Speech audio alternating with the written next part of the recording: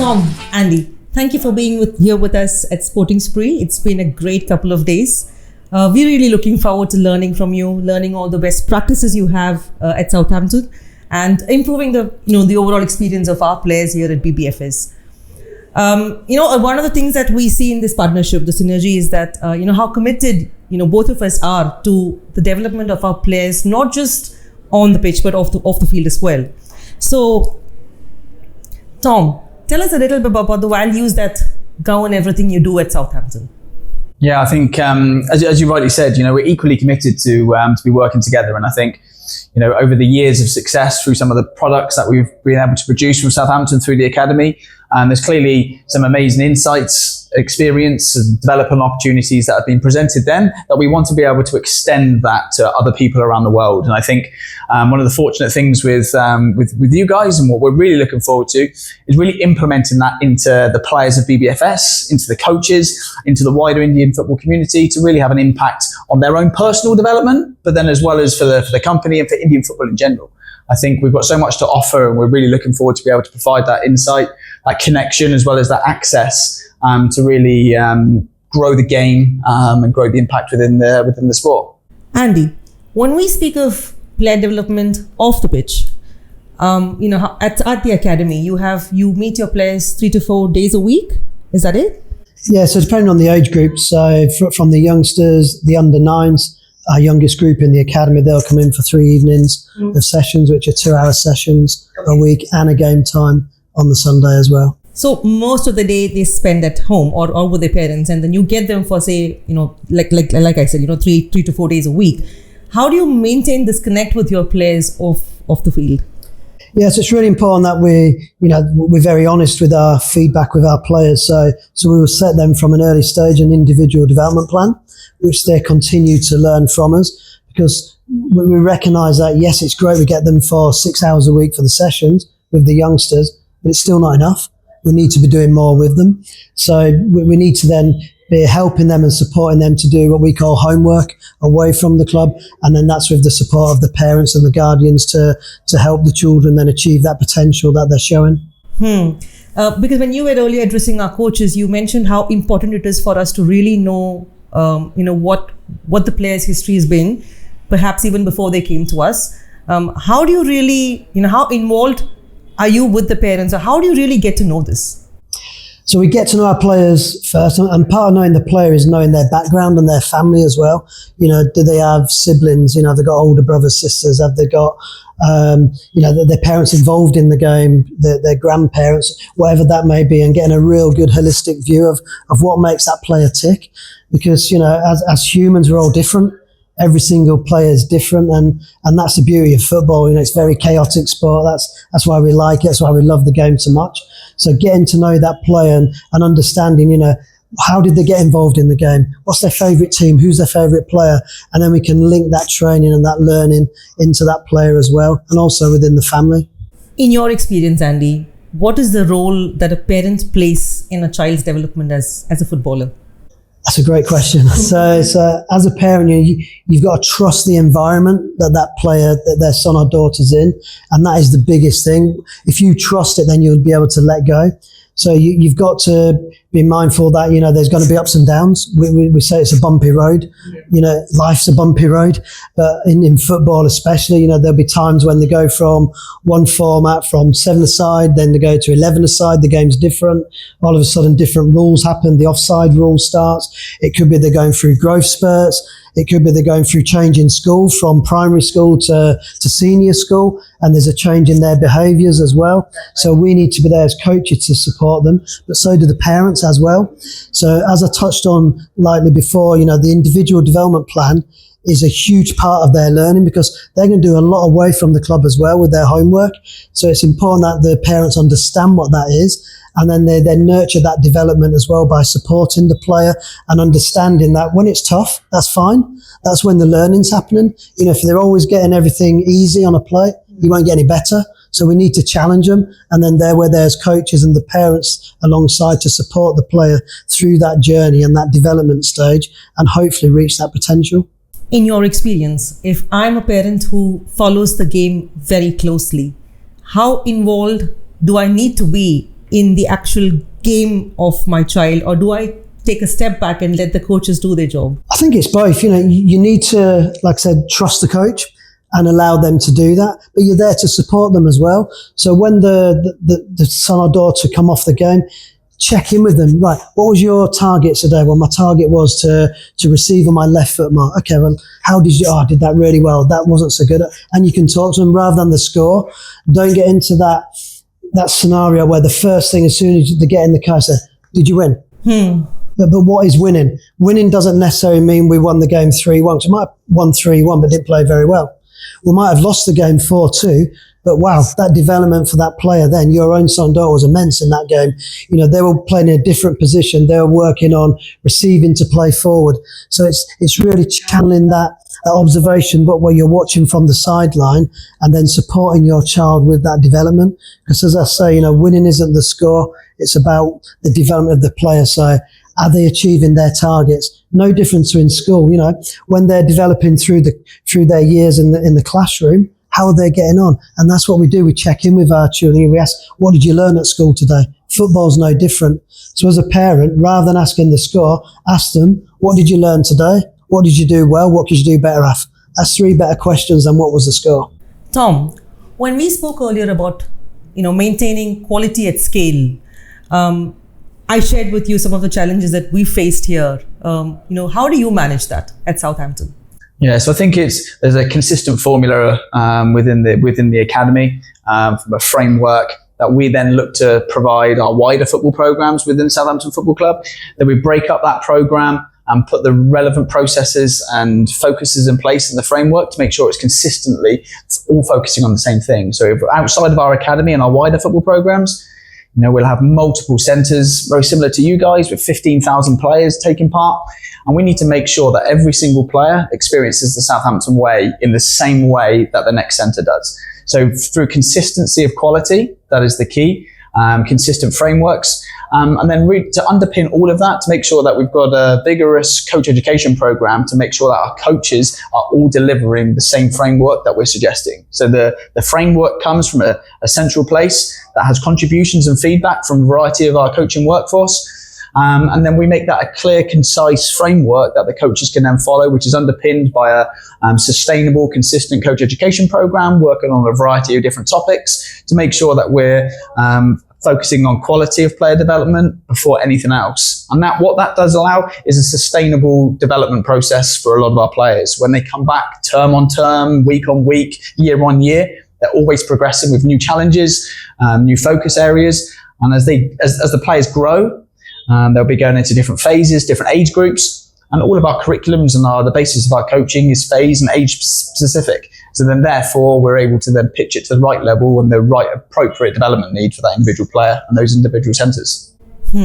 So one of the things that we do here at BBFS, when we were earlier sharing our coaching philosophy with you, is we make sure that all of our coaches, even the lateral entrants, go through part of our coaching curriculum to ensure that that there is a consistency across all of our wherever we are, in whichever part of the country we are in. So that's something that you're doing as well. Yeah, so both in the academy as well as in our wider football programs as well, there's an awful lot of training for the coaches when they first are introduced to the Southampton way. In particular for our wider football programs, there's clearly education and knowledge and expertise shared with them before they even step foot on the grass. But then there's a training period as well where they're able to learn off some of our more senior coaches to be able to get an insight into how we do it at Southampton Football Club. Because there's lots and lots of football being delivered across the world. That's okay, right. And everybody will have their own unique stamp on it and their own unique approach. And we're so confident in ours that we want it done in the Southampton way. And therefore, we make sure that our coaches are trained. They have the sustainable progress in place to be able to implement that over a longer period of time. So before that coach has even got their own group, they've already gone through the education as well as some of the experience to hopefully give them all of the tools to be able to deliver it in the way that we want to be able to deliver to our players. Andy, one of the things that we struggle with, when we speak to our parents is, for parents, we've spoken about this before, they believe that competitive matches are what, what's going to measure how far their kids have come in their journey. While we struggle to explain to them that it need not necessarily be just the competitive matches, there's a lot of other factors that go into making a player, right? Or a footballer a pro. So, what do you have to say about that? So yeah, with the younger players, the scoreline isn't everything, and that is so important that we realise that. So like I said, winning could be their development. So again, for me, when we set challenges, so it could be, right, this week we're working on playing out from the back. So every time as a right back you receive to play forward into the midfield, we do that as a success. So it might be the players on the side, our impact players who are waiting to come on. They could be looking to do that and looking at the data.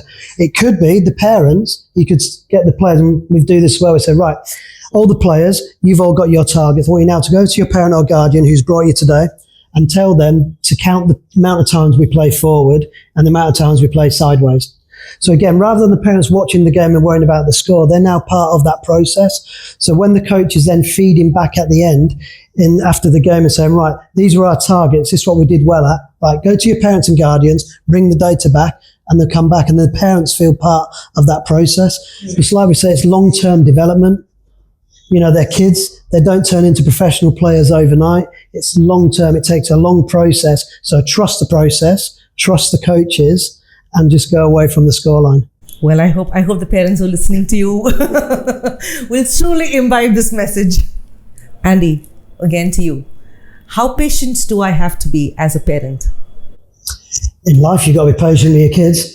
Like I say, you've got to trust that process, and it isn't going to happen overnight. And as I said before, there's going to be times when there's dips, when you hit the bumps in the road. There's going to be times with injuries. They might have an injury, coming back from that. Like I say, it might be things away from the game, personal stuff going on, changing school, whatever that may be. It could be growth spurts they're going through. It could be people coming into their position, a trialist being signed in the same position. There's lots of times where it's going to be difficult, but as a parent, you've got to be patient and just trust them. And if they've got that potential, you're in a great environment, at Southampton, at BBFS, you're in a great learning environment for those players to come through and reach that potential that they're showing. Tom, what will our players experience when they attend the player development camp at Southampton? I think that the player development camp for the players is a really good opportunity. It's a really good opportunity to not only experience UK culture and how we do it in Southampton, but on the field they'll get the very, very similar experience to what the academy players will be focusing on in their sessions. They'll be working on the same principles with academy coaches, and they'll really get an authentic experience and an insight of what it's like to be an academy player for that week. All of that learning and development that they'll experience within that time will be then, complemented by one of our player development packs, which will have, evidence and information that they'll be able to produce throughout the week that they'll be able to then bring back to their game with BBFS and back into their local environments. And I think that's the real key with the development part of the player development camp, is to make sure that it complements their grassroots game that they're playing over here, and to make sure that those development needs are then extended when they start to play in their own environments. When they're over with on the development camps, in addition to the on-field training, they'll be then playing against local opposition as well, playing against English players. That could be our academy teams, some of our academy program teams, some of our wider football programs, as well as grassroots clubs, depending on the needs of the players. So they'll have an opportunity to put that into practice. They'll also have video analysis opportunities as well, which will be able to capture some of the training as well as some of the matches into workshops to really look at it from a different angle, look at it from a different insight, and obviously be complemented with different information. Further to that as well, off the field, they'll have really cool opportunities to go to the stadium. They'll be able to see a behind-the-scenes tour, VIP access. They'll be able to walk in the same footsteps as what the Premier League players do on a match day. They'll be able to see the changing rooms and all of the really exciting things that the stadium has to offer. This will be then supported by a Premier League match, obviously, especially this season. There'll be a really cool opportunity to see everything in action in front of their very eyes, soak up the atmosphere, and watch the famous Southampton players play against other Premier League opposition and get to see that first-hand experience as well. They'll stay in one of our partner accommodations, full board accommodation. They'll be really well looked after. They'll have a Southampton Football Club member of staff as the key contact throughout that whole journey. And then they'll have opportunities to then follow in the same footsteps as a lot of our academy players and have all of those experiences as well. You know, we've circulated this message about the tie-up in all of our WhatsApp groups, and we've already had a few parents asking us, what does this mean? You know, what does this mean for our kids? You know, what next? Yeah. So I'm sure our players and parents are going to be excited to hear this. Andy, what advice would you give to the parents, our parents who are listening? You know, some of whom may be anxious about their kids' journey. Kids who are, say, perhaps turning 15, 16. Sometimes parents tell us that, you know, they think, that's it, you know, by 18, if they've not done it, then, well, what now? So what is a piece of advice that you would give there? I think from the parents is to just keep supporting your child in that journey, you know, and as long as they're enjoying playing and having fun, that's the most important. And if they are enjoying it, they're going to work harder and they're going to, you know, try and improve. Where that will be, who knows? You know, and players develop at all different times. You know, we've got players in our academy who started at 8 years old and become professional players. We've got players who have come in at 16 and been professional. We've had players who have come in from lower league clubs at different ages and come through the system. Every player's journey is different. No two journeys are the same. So again, as I said before, be patient with them, just keep supporting them and just let them enjoy the game, and what will be, will be. Yeah, and we have Matt who said he began his journey at 15. Yeah? Yeah, exactly. You know, he was playing grassroots football at his local club and then came in later. You know, it happens all different ages. Yeah, for those parents out there, just be patient and trust the process. 100%. Trust the coaches. So one of the things, Andy, that you mentioned when you interacted with our coaches is to be honest in the feedback that they share with our players. How does a coach do this without and make sure that the player is not demotivated? Yeah, so like, hit the nail on the head. You've got to be honest. Honest feedback is so important. And I always say to the coaches, if ever we need to release a player and it's a shock, then we haven't done our job. And that's really important. So we have regular feedback. So every 6 weeks, we'll have the coach and player feedback around their targets, how they're doing, honest feedback. And then on the 12 weeks, we'll have the player, coach and parent. And then 18 weeks, coach and player. And then the parent comes in on the next 6 weeks, and that cycle continues. And it's really important that the parent hears what we're saying to the players. And like we say, as I keep saying, it can be tough, and it will be tough at times. But as long as you're getting that feedback, honest feedback, you can then react to that feedback. And sometimes it's not negative. All we're saying is, at this moment in time, you need a bit more support. At this moment in time, things aren't going quite as well in this position or this scenario, but we're here to help, and this is what we're going to put in process to help you. And that's what's important. So as long as that feedback is honest, it's not negative. Sometimes it seems like when, we have parents who ask us this question or ask the coach this question, tell us if my child is going to make it. And it seems like, and most often, and I think that's how my coaches say, we're not going to be able to tell you right now if this child is going to be a success or well, there is no failure if this child is going to make it pro, because like you said, these things can happen at any age. So how do we explain this to a parent, or what is, you as someone who's been doing this for so long, have you ever faced a situation where you've had to, it seems like a verdict. How can you put the stamp on a child, right? And how would you handle a situation like that? And we do get asked that a lot. And as I say, with parents, they want to know. And unfortunately, I don't know what the future is. Otherwise, I would buy the lottery ticket and I'd be a millionaire. So we don't know what that is. But what we are, again, going back to the feedback, it's honest. So we will grade them on their performance. So that is what we are seeing right there, right now. So I can give them a grade and say, look, this is where your child is right here. And then we also do a potential grade. Now, that's where we're looking at what is the future. And we're saying, we think your child could get to here. We think they might get to there. And that's that feedback again. But we're just being honest, saying, at the moment, you're here, but we feel you might get to there. And then there's got to be a commitment from the player and the parent. So we say for a player to get to the top level, 95% comes from them. They have to have that inner desire to want to get to the top. And it's hard work. There's no shortcuts. It's hard work. 5% is just the coaching staff.